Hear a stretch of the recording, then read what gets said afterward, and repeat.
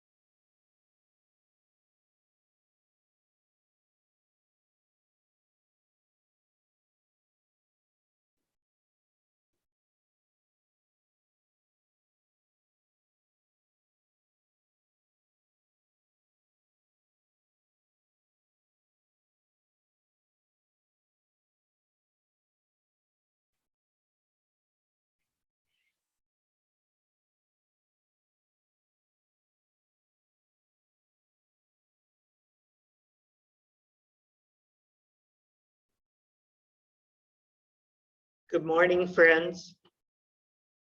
Can you hear me all right? Those of you who are online? Hello? I shall assume you can unless you tell me you can't. Yes. Thank you, Erica. Okay. Our topic is spiritual poetry. I have known for about 2 weeks that I was going to be leading this forum, and I started out by thinking of what have I cut out or marked in books or written down. But then I realized on my way here this morning that at least 2 things had addressed me this week that I just heard because of where I happened to be. One was the hymn, "It Is Well With My Soul." And I'm fond of that hymn because I know some of the story. But the second thing is probably as different as it could be. It was a tune that I danced to this week, and the line goes, "I am a queen, I am a goddess, I am a genius." And that line spoke to me. I think spiritual poetry is both in the ear and the eye of the beholder. My image of this forum is that I'm going to ask people to share poetry that speaks to their condition now, whether it did 10 years ago or yesterday, and for us to have time between to talk about it. So I know Tobin has brought some poetry to share. Who else has poetry to share with us?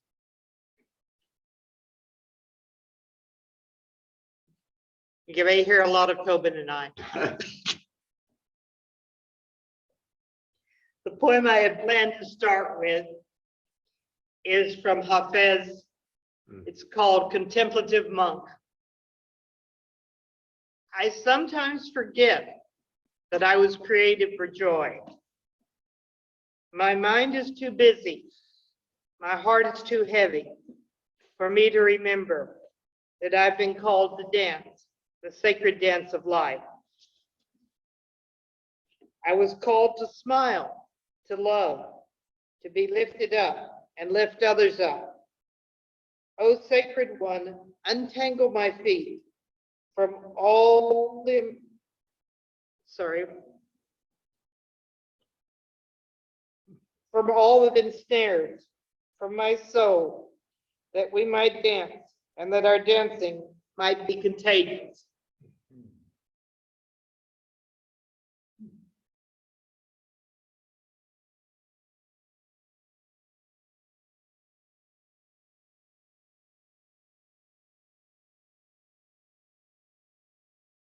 Fragments of poetry count also, if you have something in your head.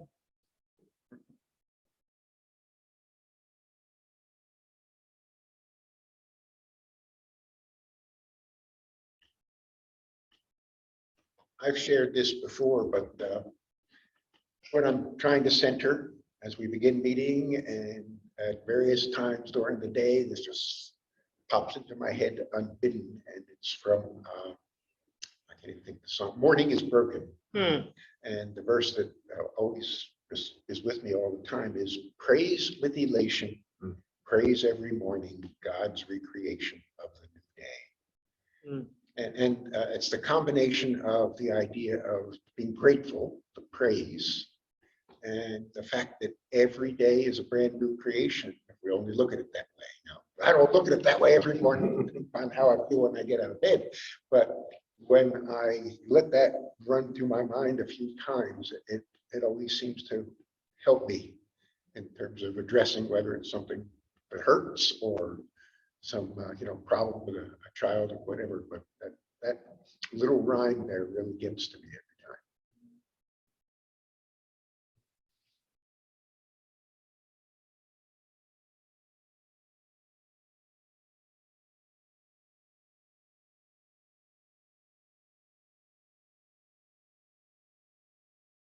Anything that these make you think of? That brought to mind a quote from Dag Hammarskjöld, which was one of my favorite chair quotes when we used to do those. And it says, each day, the first day, each day, a new life. Each day, we must hold out the chalice of our being to receive, to carry, to give back. It must be held out empty, for the past must be reflected only in its shape, its capacity, and its polish. Wow. Nice.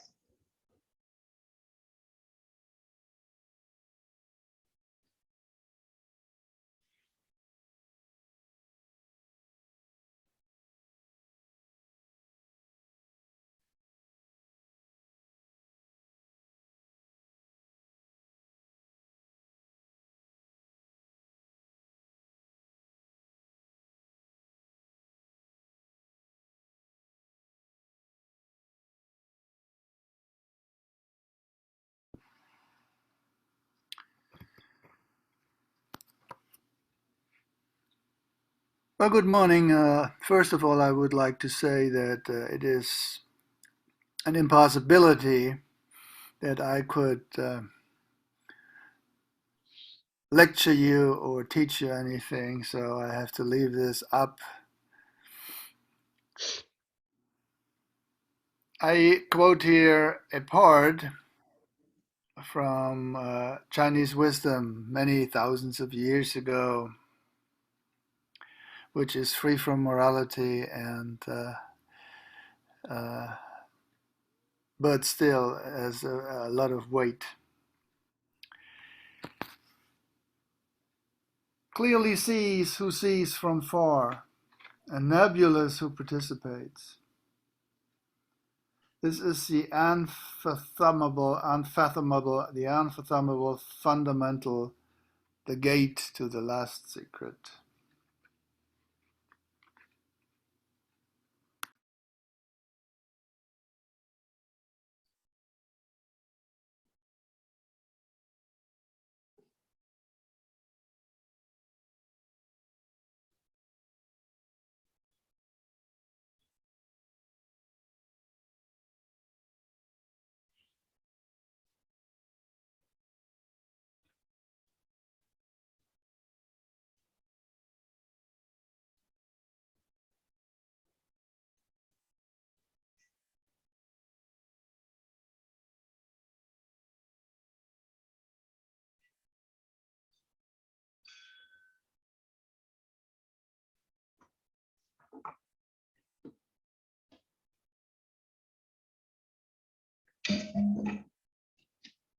Do you notice any common threads in what we've heard so far?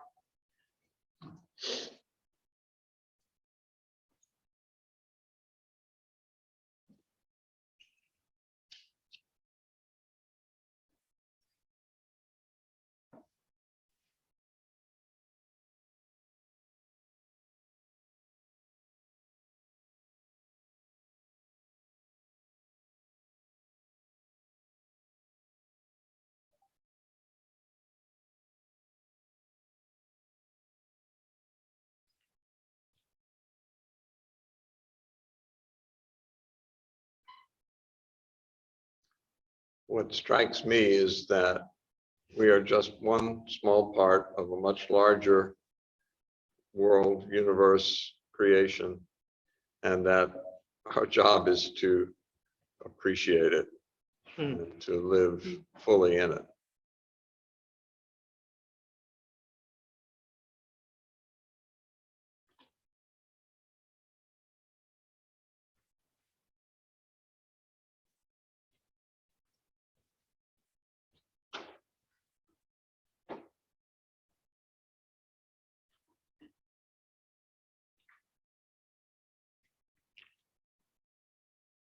And I'll go ahead and follow up with a poem from the Essential Rumi, translated by Coleman Barks and John Moyne, called Only Breath. Not Christian or Jew or Muslim, not Hindu, Buddhist, Sufi, or Zen, not any religion or cultural system.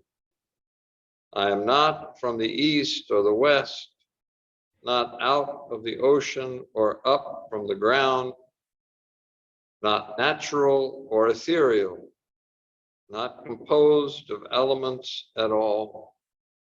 I do not exist, am not an entity in this world or the next, did not descend from Adam and Eve or any origin story.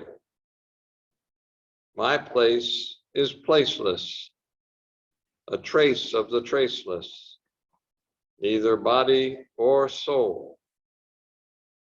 I belong to the beloved, have seen the two worlds as one, and that one call to and know, first, last, outer, inner, only that breath, breathing, human being.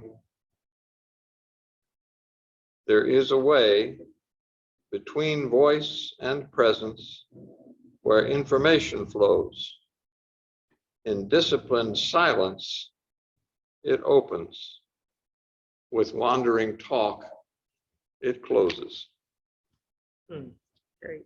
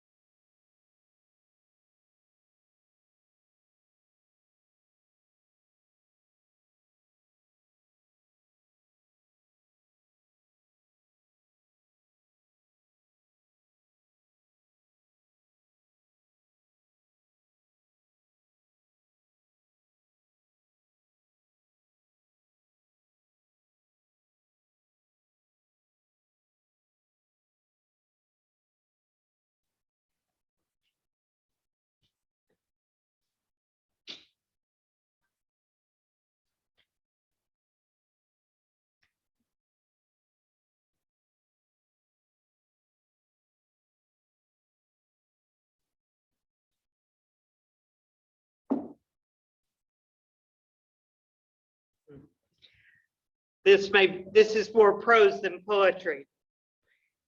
It's from Luis Ramirez, who was a Texas death row inmate who I got to know as pen pal and visitor before his death. So you want to know about living with the angel of death on your shoulder. It's actually a very beautiful thing. In a nutshell, it means being prepared to die at any moment. Try not to leave anything unsaid or undone. Don't wait till the last minute to tell someone you love them. Don't stay mad. Forgive right away. You don't know that the next minute will be your last. I believe this experience is different for everyone. For me, it's allowed me to smile easier, laugh without regret, love without fear, and forgive completely. It's a form of freedom that all the concrete, steel, and razor wire cannot contain. I'm happy all the time, even when I got this execution date. Folks back home couldn't understand how I was so calm. I think they expected an outburst or something. They were disappointed. Even the paper said I kept a muted expression, whatever that means. The prisoners at the jail couldn't understand either. One said to me, "Man, I feel really bad. Here I am totally feeling sorry for myself. All I got was 5 years. Compared to you, I should be dancing. And I hope that after meeting me, he is." Hmm. Hmm.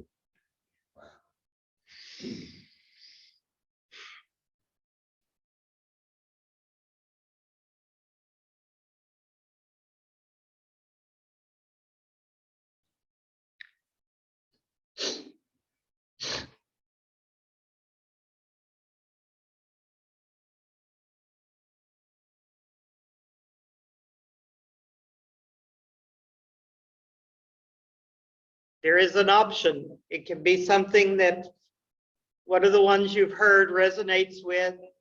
It could be something completely different. What else will you share with us?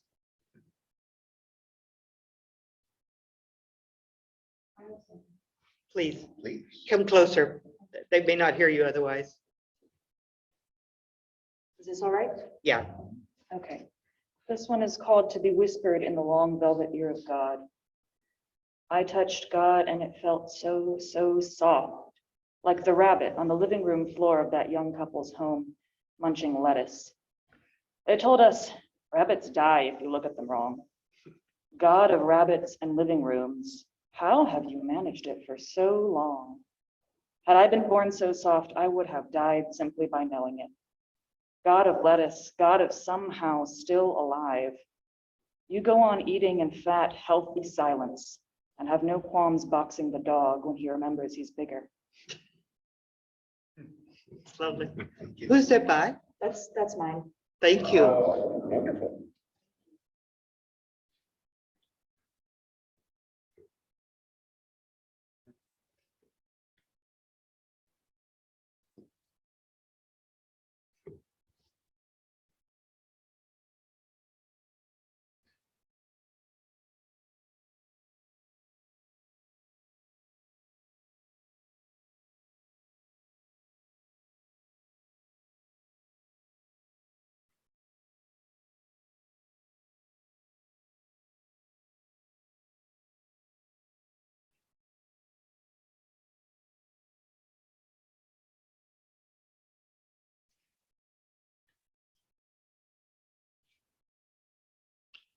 I think we're kind of circling around what is spiritual poetry. And it's examples are the best way we have to talk about it. We may or may not get as far as suggesting any other characteristics.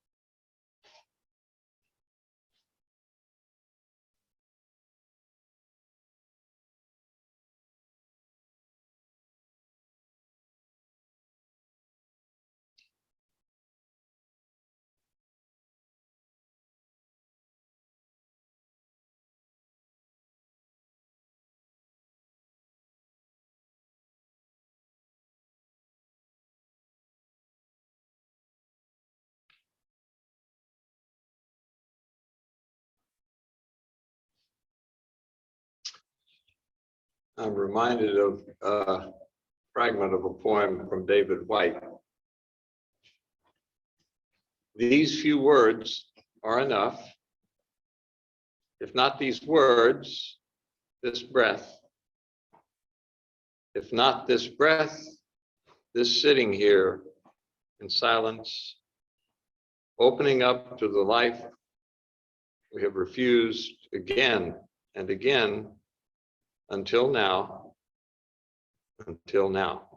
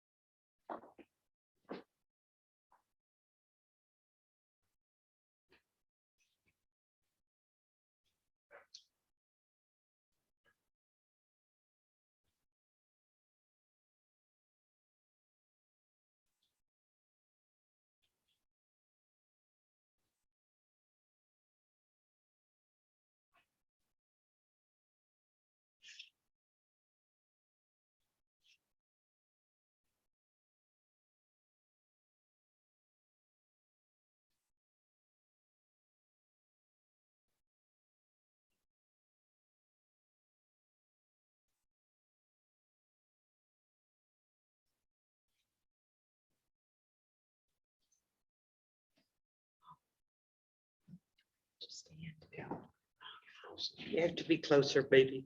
Okay, Sit there. where, does it matter? No. Yeah, go ahead. Okay. You are. All right. This is one of my favorites by Rabindranath Tagore. Let me not pray to be sheltered from dangers, but to be fearless in facing them. Let me not beg for the stilling of my pain, but for the heart to conquer it. Let me not look for allies in life's battlefield, but to see my own strength. Let me not crave in anxious fear to be saved, but hope for the patience to win my freedom. Grant me that I may not be a coward, feeling your mercy in my success alone, but let me find the grasp of your hand in my failure.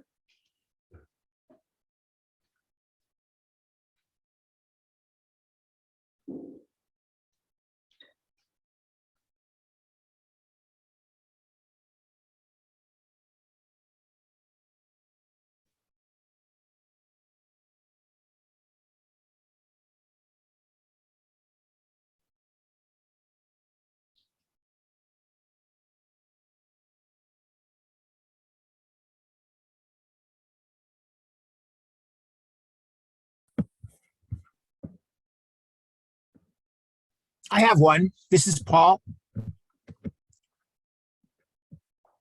Can you hear me? Yes, we Okay. can. This is Ostara's Field by Aaron Cowart. If you must worship something, let it be this field of the first spring flowers. After all, there is enough of life and death and resurrection here to make a believer of you and me. Jesus Christ, Mother Earth, gods, old and new, or none, only come to the field in wonder and belief.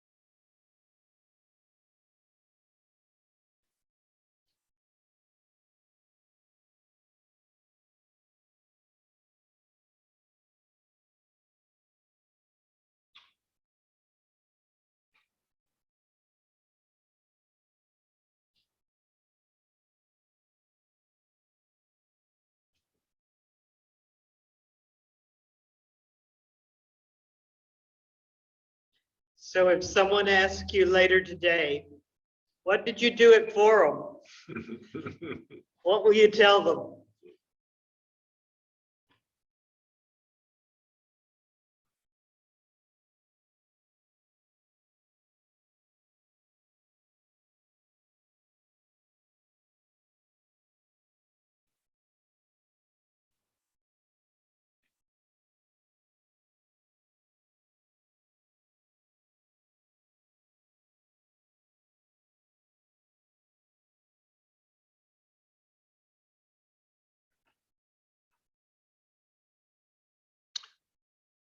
One poem that came as a result, I think, of being sitting with Quakers for a number of years is called A Spark in the Darkness. A spark from an unknown source ignited this world to life. It abides in every living being, even now, connecting us one to another. Each of us carries that animating flame for a while, our unbroken link to the very beginning of time. May each of us honor and care for that living force in ourselves, each other, and all of creation, that it may continue to expand and grow, bringing light and life into this world beyond our reach and our time.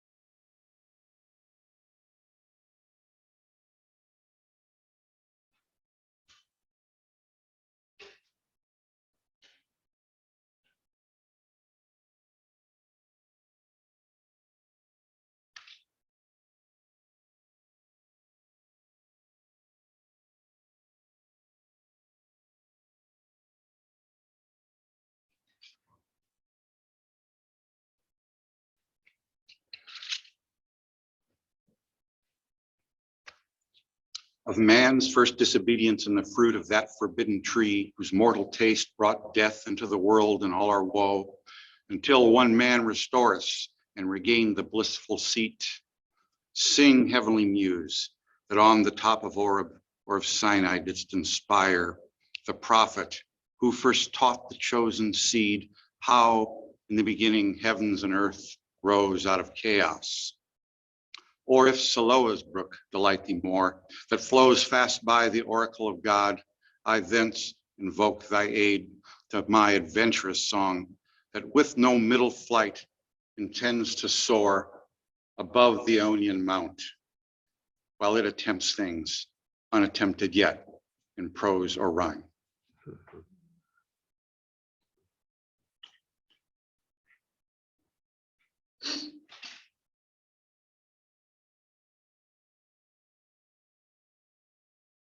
To me, that's about spiritual poetry, not spiritual. Who do we, That's the beginning of Paradise Lost. by Donald. I knew it was familiar.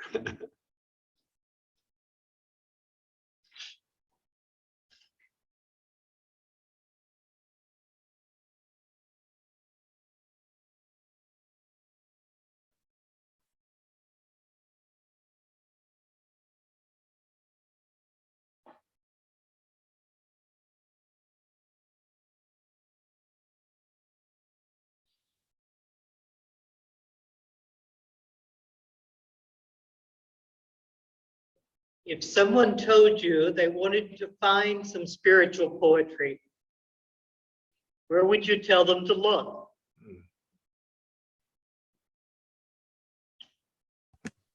Google. Very good. We got two of those, one in here and one in there. Okay. That's where I tend to look up the one about I Have a Queen, because I want to know what the song is from. Where else? I'd like to express that in ancient times, so about 2,000 years ago, it was customary to quote poetry in order to solve philosophical questions. So if you read Cicero and some Greek authors in the original, you will find this strange habit of references to poetry, which seem at the first glance telling you nothing, but they use this in order to underline and explain their philosophical questions, and they were quoting the poetry without hesitating. Thanks. Maybe in that vein also, in Greek, the word poet, poetry, poem, come from the root word poiein, which means to do or to make. And so in the letter of James, for instance, there's a famous phrase, famous verse that says, be not only hearers of the word, but doers as well. Okay, but in the original, doers is the word for poets. Poeta, doers is the word. Poeta lo. So, and in early modern times, in the Middle Ages and Renaissance, there were two different words in different cultures, and sometimes in the same culture used, for a poet or someone who wrote poems. They were called in some languages they were called finders. Which is where we get the word troubadour. It comes from the word finder. And in other languages they were called makers. Please join us. Makers or doers. And I find that's really, I like that idea between the, we're making things and we're finding things at the same time. In the beginning, there was the word. There you go. There you go. Yeah. Okay, we're talking about spiritual poetry. Oh, okay. You join us. I guess I forgot. I was bringing something for Barbara. Ah, You need to leave it for her? Yes. I'll go and get it. I don't know, did she say she was gonna be here today? Yes. Okay. She said she was gonna be here about 10:45. Okay. So she should be here soon. Almost 10:45 now. yeah. Sure. Okay. Howard makes me think of questions I wish I'd asked. When do you do poetry? Sorry to, It's okay. Oh, no, that's fine, I think. glad to have you for a short time. And do you find yourself doing poetry? I know Tobin does poetry. You do poetry. Some of us, When I'm not doing something else is when poetry comes. When I'm walking or when I'm sitting in silence or, yeah, because it's easy to be distracted. I have to get out of that first. It often takes me an emotional crisis to get there. uh-huh.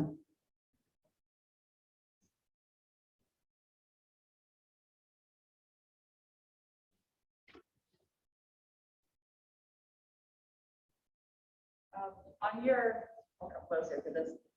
When you were saying, where would you tell someone to look for spiritual poetry? I just thought it was really funny because I have found things that felt like spiritual poetry to me from unassuming sources. I saw this chain of tweets and the response, the final response always makes my heart sing. The original person writes, "Is there anyone named Sheldon in real life?" The response is, "My class turtle from 6th grade." Someone else writes, "That's a turtle." And then the person who had the turtle says, "When God sings with his creations, will a turtle not be part of the choir?" Fills me with joy. Lovely. Thank you. I don't think I've known a human Sheldon. That's that's, I don't know if the person was thinking of this, the song we sing with kids sometimes around here, all God's creatures got a place on the choir. Yeah. Oh, yeah. Yeah, it's a cute song that we sing with the kids sometimes. Oh, And Yes. Some of my favorites came from Facebook.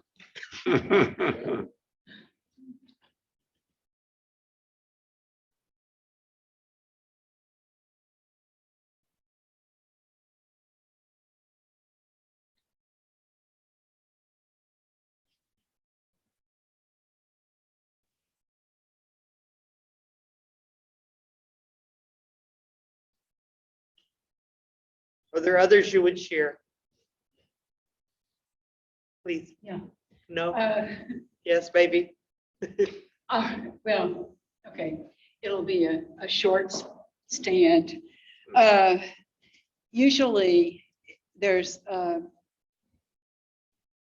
a space in a poem that it's beautiful and but this is practical advice.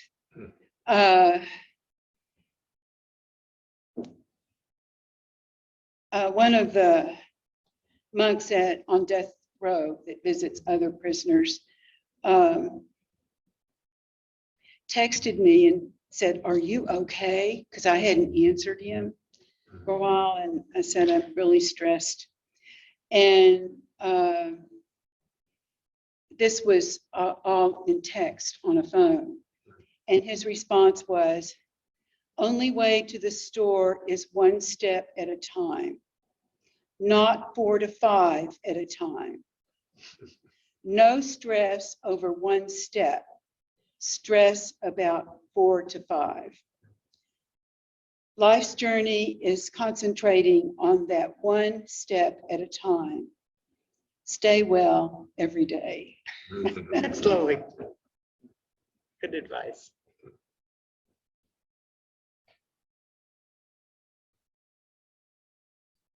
Anyone else?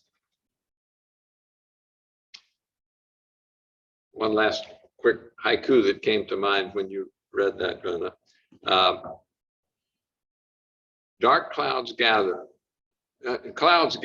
dark, high. Lightning flashes, dry leaves fly. No mind, empty sky.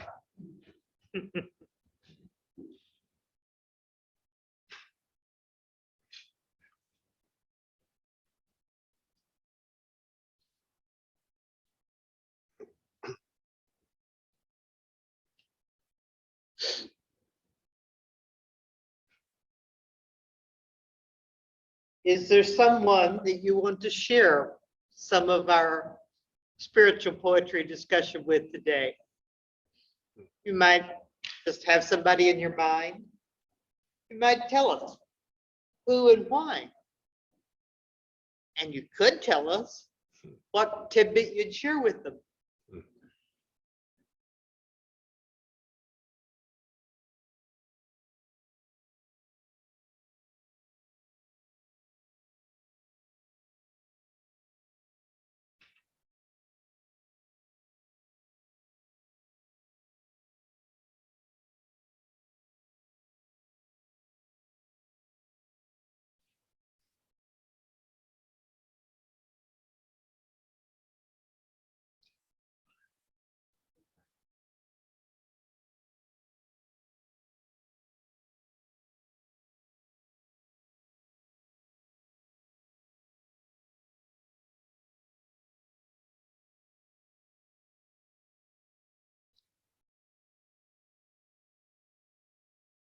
Perhaps because it's one of the more recent ones I heard.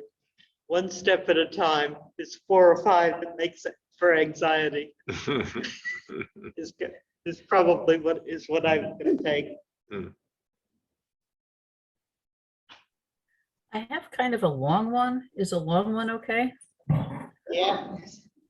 Okay, this is something that I wrote a couple of years ago, and I don't think I've shared it. It's called My Father's Initials, which were CER. Can you hear me okay? Yes. Okay. C is for cat. C is for caravan, curled up together to rest at the end of the long day's journey. C is for cold. It's cold outside. Our cats have been asking to please come inside. I have said no. No, it's not freezing out. You'll find a place to sleep. You'll be okay. C is for caring. Can I care enough? Can we care enough? C is for cells, cells full of prisoners. C is for concrete or cold steel cots and cement floors. C is for cold. Countless cells, countless. C is for children. Can I remember them? R is for remember. E is for Emmanuel. Quote, God is with us.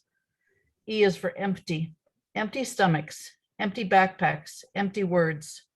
C is for courage and candles. E is for everyone, every woman, every man, every child, endless, every day. R is for routine. We go on with our everyday routine. We don't think about it all too much. It's too troubling, too disturbing, too different, too depressing. C is for caterpillar and chrysalis. He left the well-known world of leaf and stem, of feet and skin, antennae and munching, chewing, swallowing, growing, and hung himself, herself, upside down.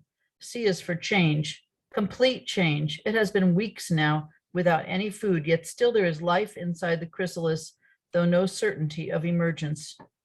C is for certainty. And E is for emergence, emergency. And R is for the last name, the parent's name, the family name. Remember? R is for risk. C is for cells. Yes, somehow the cells will remember how to let go of everything known to change. C is for changing and for community.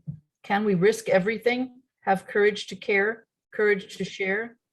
C is for courage and R is for riches. Riches to share because we do care. And Charles and Emmanuel and Charles Emmanuel would all three find this so difficult and hard to believe. Is there really an exodus? Oh yes, E is for exodus and R is for real. Emmanuel emigrated to the US. He was an immigrant here. He named one son Charles, and that son named his one son Charles Emmanuel, all Rosenfelds. And then, hey, Chuck, said the older and wiser advisor, if you ever want to run for public office after this war is over, you've got to get rid of that German Jewish name. So Redfield emerged from Rosenfeld with initials unchanged, CER. Change, everything changes, really. R is for refugees, ready or not.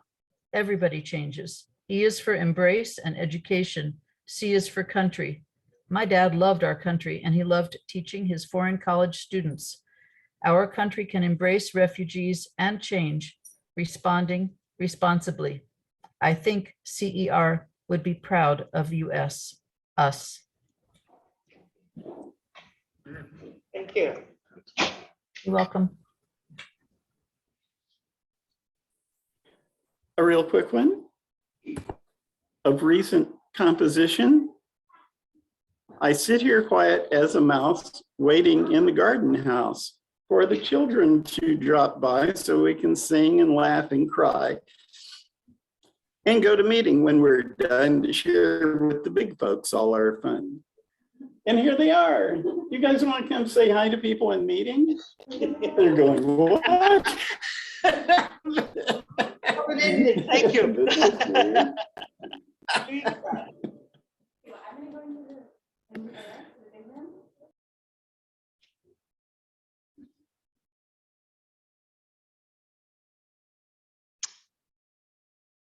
It's 10:50. And as we make it our view of the children, Oh, we will transition toward worship.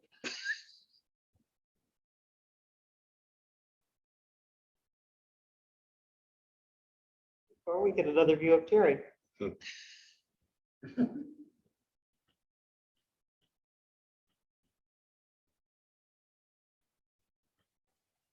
Thank you, friends. thank you. Yes.